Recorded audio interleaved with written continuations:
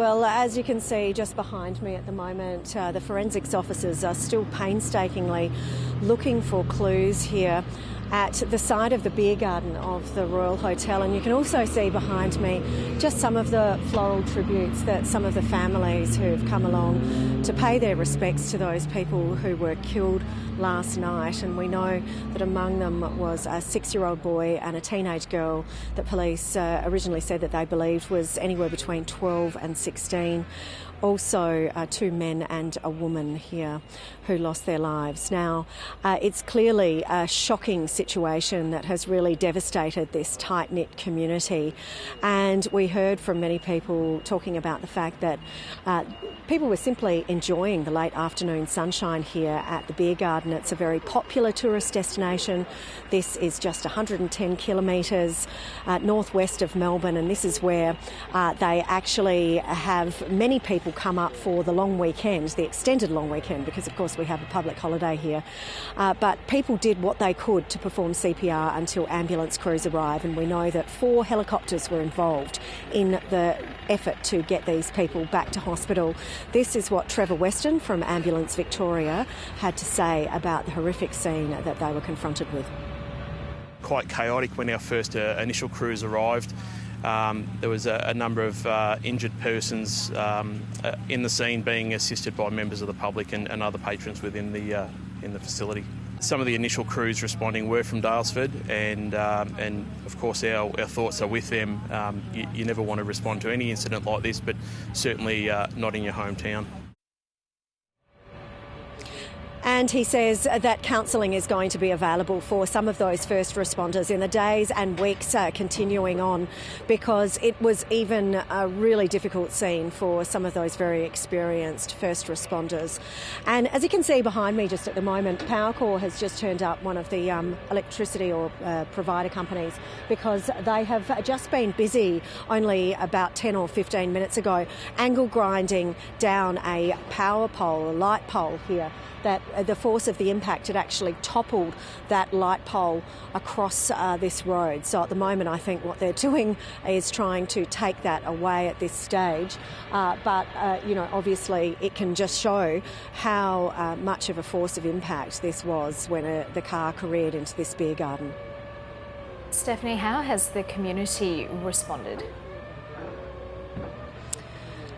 We've heard so many witnesses talking about the fact that everybody really did leap into action soon after this devastating accident happened, and that's really something that they are at least taking heart in amid the horrible scenes that they saw, was how the community banded together. We heard from the local mayor, Brian Hood, who talked about the fact that there's going to be a lot of counselling that will be needed for this very tight-knit community, and the fact that the scale and the size of this accident is simply devastating. This is what he had to say. That is Council's main concern, the mental health, the well-being of our community. We've already spoken to Vic Police, and Council will be organising some information on our Facebook page and website where we can direct people to the right sort of agencies that help manage trauma, manage the outfall from an event like this, so that those that are traumatised will be able to get the right sort of help.